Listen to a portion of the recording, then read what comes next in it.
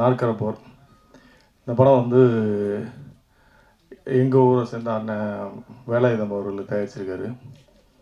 But அவர் வந்து என்கிட்ட கதை இந்த படத்தை வந்து சொல்லும்போது எனக்கு ஆச்சரியமாக இருந்தது. இப்படி ஒரு கதையை அவர் தேர்ந்தெடுத்ததுக்காகவே அவருக்கு முதல்ல வந்து நன்றி சொல்லணும், வாழ்த்துக்கள் சொல்லணும். ஒரு புது தயாரிப்பாளர் இப்படி ஒரு கதையை தேர்ந்தெடுத்து பண்ணணும்னு நினச்சது வந்து அவருக்கு உண்மையாகவே அவருக்கு வந்து நம்ம வாழ்த்து சொல்லலாம். அந்த இயக்குனரும் அந்த கதையை வந்து மிக நேர்த்தியாக பண்ணியிருக்காரு. இங்கே வெற்றி தோல்வியெலாம் வந்து சகஜம். ஒரு படம் எடுக்கிறோம், உடனே அது நம்ம வெற்றி பெறணும், 100 கோடி கலெக்ஷன் ஆகும் அப்படின்றதெல்லாம் வந்து தாண்டி நம்ம வந்து நம்ம சிறப்பாக நம்ம வேலையை சிறப்பாக செஞ்சுருக்கோமா அவ்வளோதான். அதுக்கப்புறம் வந்து அது ரசிகர்கள்ட்ட போகும்போது அது எப்படி அவங்க வந்து ஏற்றுக்கிறவும் செய்யலாம், ஏற்றுக்காமல் இருக்கலாம். ஒவ்வொருத்தருக்கும் ஒரு பார்வை இருக்கும். ஸோ அதை பொறுத்து தான் வெற்றி தோல்வின்னு தீர்மானிக்கப்படுது. வெற்றி பெற்ற படங்கள் வந்து பெரிய படம்னு சொல்கிறோம், தோல்வி பெற்ற படங்கள் சின்ன படங்கள்னு சொல்கிறோம். மற்றபடி பட்ஜெட்டை வச்சுலாம் எந்த படமும் பெரிய படம் சின்ன படம்லாம் இல்லை. சிறிய படங்களே இன்றைக்கி பெரிய கலெக்ஷன்லாம் பண்ணிக்கிட்டு இருக்கு. என்னை பொறுத்தவரை நான் வேலாயுதனுக்கு சொன்னது என்னென்னா, இங்கே வர தயாரிப்பாளர்கள் 90% என்னென்னா ஒரு படம் எடுப்பாங்க. அந்த படத்தில் அவங்களுக்கு நிறைய கசப்பான அனுபவங்கள் இருக்கும். அந்த படம் வந்து நிறைய வேதனைகள் பட்டிருப்பாங்க, பொருளாதார இழப்பு இருக்கிறாங்க. ஆனால் அது ஒரு அனுபவம் கிடச்சிருக்கும். அந்த அனுபவம் வந்து அவங்களுடைய முதலீடு. அப்போ என்ன பண்ணால் நம்ம விட்ட இடத்துல தான் முடிக்க முடியாது. வெளிச்சம் இருக்குன்றதுக்காக வெளியில் போய் தேட முடியாது.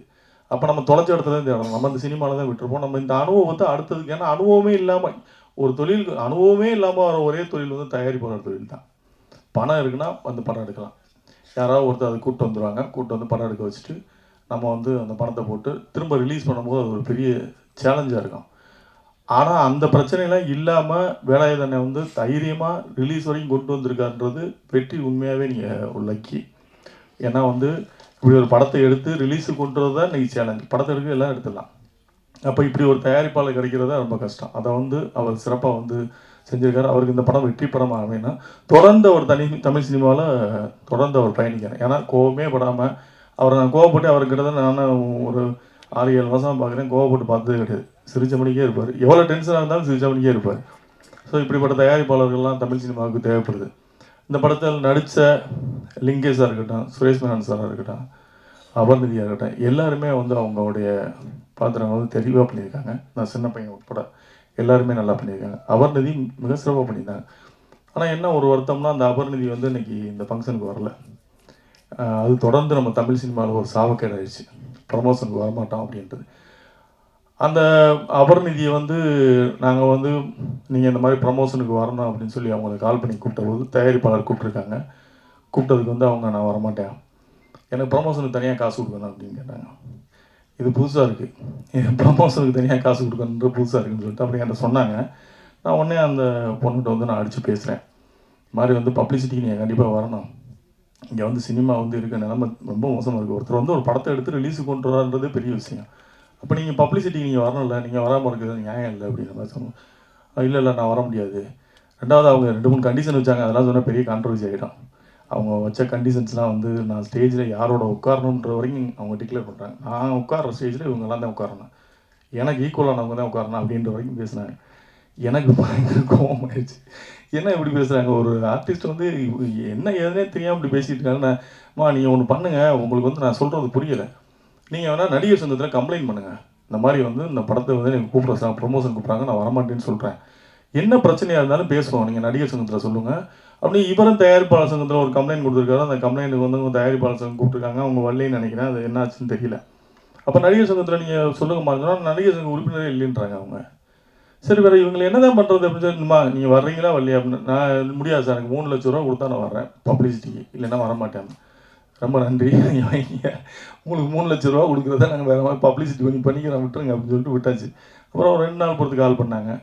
சாரி சார், நான் தெரியாமல் பேசிட்டேன், அன்றைக்கி யாருன்னு தெரியாமல் பேசிட்டேன், சாரி நான் மன்னிச்சிருங்க, நான் வந்து அந்த ஃபங்க்ஷனுக்கு வர்றேன், நான் ப்ரமோஷன்ஸ்லாம் வரேன். இதுக்குங்க சாரி, பரவாயில்ல, நீங்கள் சப்போர்ட் பண்ணுங்கள். அந்த இயக்குனர் வந்து புதுசாக படம் பண்ணுறாரு, உங்களோட நிறைய கலைஞர்கள் நடிச்சிருக்காங்க, நீங்கள் கொஞ்சம் ஃபெமிலியரான ஆள், வந்தீங்கன்னா உங்கள் சப்போர்ட் கொஞ்சம் யூஸாக இருக்கும், வாங்கன்னு சொன்னேன். அதுக்கப்புறம் என்ன ஆச்சுன்னு தெரில, அவங்க வரலன்னு நினைக்கிறேன். என்ன சொன்ன, உங்கள்கிட்ட தான் பேசினாங்களா, அவுட் ஆஃப் ஸ்டேஷன்ட்டாங்களா, ரைட்டு, அப்படியே இருக்க சொல்லுங்கள். அவுட் ஆஃப் ஸ்டேஷனே இருக்கட்டும், உள்ளே வர வேணாம். தமிழ் சினிமாவுக்கு இப்படிப்பட்ட நடிகைகளே தேவையில்லை. அவங்க அவுட் ஆஃப் ஸ்டேஷனே இருக்குது தமிழ் சினிமாவுக்கு நல்லது. ஏன்னா இந்த மாதிரி ப்ரொடியூசர்களை வந்து காயப்படுத்திட்டு பணம் போட்டு படம் எடுத்தவங்களை காயப்படுத்திட்டு அவங்க தமிழ் சினிமாவுக்கு வந்து என்ன பண்ண போகிறாங்க, அவங்க அவுட் ஆஃப் ஸ்டேஷனே அப்படியே இருக்கட்டும். அது இதை கூட இங்கே எதுக்கு சொல்கிறேன்னா, மற்ற தயாரிப்பாளர் தெரிஞ்சுக்கணும்னு சொல்கிறேன். ஒரு நடிகைகள் எப்படி இருக்காங்க அப்படின்றது தெரிஞ்சுக்கணும்னு சொல்கிறேன். இந்த கோமல் சர்மா அந்த படத்தில் நடிக்கிற கூப்பிட்ருக்காங்க, அந்த வந்திருக்காங்க. நமிதா அவங்க பிஸிலையும் கூப்பிட்றாங்க, வந்திருக்காங்க. ஸோ ப்ரமோஷனுக்கு வரலைன்னா என்ன அது என்ன ஆக்டிவிட்டின்னு தெரியல. இது ரொம்ப வருத்தமான ஒரு விஷயமா இருக்குது. அப்புறம் எல்லாரும் என்னை பற்றி சொன்னாங்க, நான் வந்து படம் சரியான படங்கள் அப்படிலாம் கிடையாது.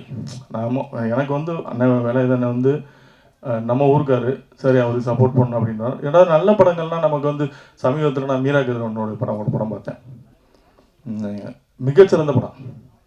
இப்போ சொல்கிறேன், எழுதி வச்சுங்க. அந்த படம் வந்து தமிழ் சினிமாவில் வந்து பெருசாக பேசப்படும். அந்த மாதிரி ஒரு படம்.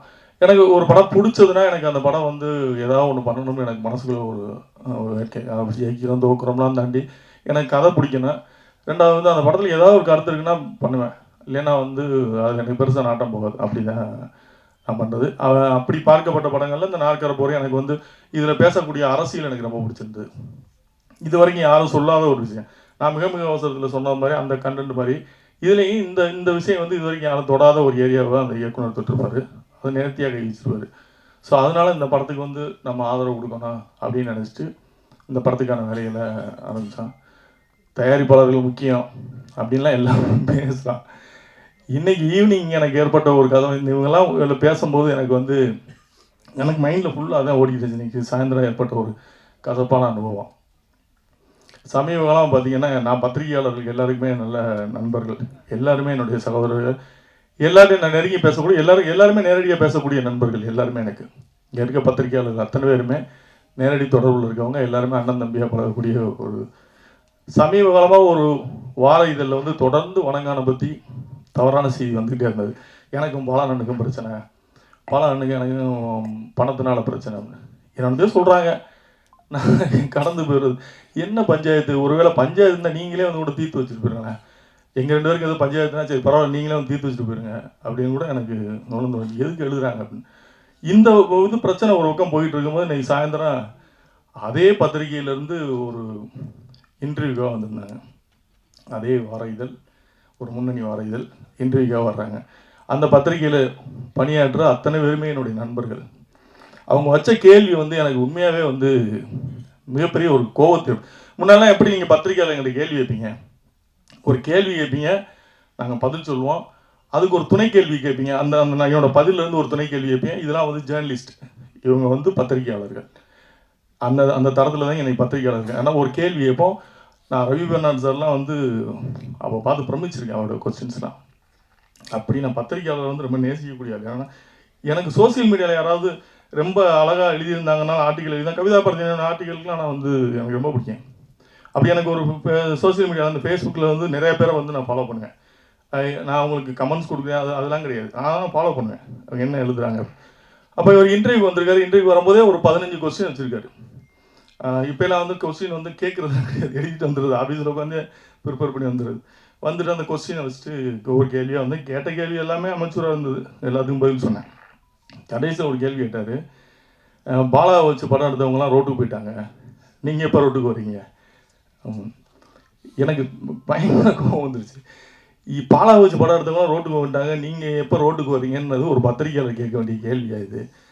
நான் இதே கேள்வியை திரும்பி அந்த பத்திரிகையாளர் கேட்டேன்னா, உங்களை மாதிரி பத்திரிகையாளர்லாம் வச்சுட்டு அந்த வார இதழ் அவர் என்னைக்கு ரோட்டுக்கு வருவார் அப்படின்னு கேட்டேன்னா இது எப்படி இருக்காங்க?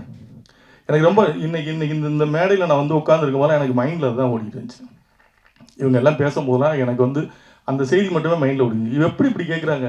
ஒரு படத்தை கோடிக்கணக்கில் போட்டு எடுக்கிறான், ஒரு ஒரு ஒரு தகுதியான ஒரு கேள்வி இல்லாமல் அப்படி வந்து நீங்கள் எப்போ ரோட்டுக்கு வருவீங்க அப்படின்னு கேட்டால் இது என்ன கேள்வி? இது எப்படி இது ஏற்றுக்கிறது என்னன்னு எனக்கு தெரில. இனிமேலாவது அந்த பத்திரிகை, நான் பேர் நாகரிகங்கிறது அந்த பேர் சொல்லக்கூட விரும்பலை, இனிமேலாவது அந்த பத்திரிகை பணிபுரிவர்களும் சரி, அந்த பத்திரிகை நிர்வாகமும் சரி, கொஞ்சம் உங்கள் செய்தியாளர்கிட்ட கொஞ்சம் அனுபவமான கேள்விகளை கேட்க சொல்லுங்கள். ஏன்னா இது எங்களை காயப்படுத்துது. எவ்வளோ வழி இருக்குன்னு யோசிச்சு பாருங்கள். கோடிக்கணக்கில் பணம் போட்டு நிற்கிறோம் நாங்கள், எப்போ நீங்கள் ரோட்டுக்கு வருவீங்கன்னு கேட்குறது. அதே கேள்வியை நீங்கள் வேறு மாதிரி கேட்கலாம். பாலா வச்சு படம் எடுத்தவங்கலாம் ரோட்டுக்கு வந்துட்டாங்க ஏற்கனவே அப்படின்னு ஒரு டாக் இருக்குது. இதை பற்றி இந்த விமர்சனத்தை பற்றி நீங்கள் என்ன கேட்குறீங்கன்னா அது நியாயமான கேள்வி. நீங்கள் எப்போ ரோட்டுக்கு வருவீங்கன்னு கேட்குறது என்ன கேள்வின்னு எனக்கு ஒன்றும் புரியலை. இது என்னுடைய ஆதங்கம். ஆக்சுவலாக வந்து நீங்கள்லாம் என்னுடைய நண்பர்கள், பத்திரிகையாளர்கள் கூட நண்பர்கள், உங்கள் மேலே மிகப்பெரிய மரியாதை வச்சுருக்கேன், உங்களோட நண்பராக பழகிறேன். என்னோடய ஆதங்கத்தை சார் எனக்கு வந்து இவங்கெல்லாம் பேசும்போது எனக்கு மைண்டில் அதுதான் ஓடிட்டு இருந்துச்சு. என்ன இப்படி கேட்டாங்களே எனக்கு வரும்போது அதுவும் இந்த ஃபங்க்ஷனுக்கு கிளம்பி வரும்போது நான் அப்போவும் நான் அந்த ஃபங்க்ஷனுக்கு போகிறேன் அப்படின்னு சொல்கிறேன். இல்லை ஒரு 10 நிமிஷம் தானே உட்காந்து முடிச்சுட்டு போயிருங்கன்னு சொன்னோன்னே சரி அப்பவும் அந்த இம்பார்ட்டன்ஸ் கொடுத்து ஓகே நம்மளை மதித்து ஒருத்தர் வர்றாங்க கொடுப்போம்னு சொல்லி கொடுக்கும்போது கேட்ட கேள்வி வந்து எனக்கு ரொம்ப ஹர்ட் ஆயிடுச்சு. எனிவே இந்த நாற்கர போர் படத்தில் வந்து பணியாற்றின அத்தனை பேருக்கும் என்னுடைய வாழ்த்துக்கள். இந்த படம் வந்து ஒரு மிகச்சிறந்த படமாக வரணும். இதில் பேசப்பட்ட கருத்துக்கள் வந்து விவாதிக்கப்பட வேண்டிய ஒரு கருத்துக்கள். இது வந்து எல்லாருமே தெரிஞ்சுக்க வேண்டிய விவாதிக்கப்பட வேண்டிய ஒரு கருத்துக்கள். ஸோ அந்த படம் வந்து வெற்றி பெறுவதற்கு என்னுடைய வாழ்த்துக்கள். வந்திருந்த அனைவருக்கும் எனது நெஞ்சம் நிறைந்த நல்வாழ்த்துக்கள். விடைபெறுகிறேன். நன்றி.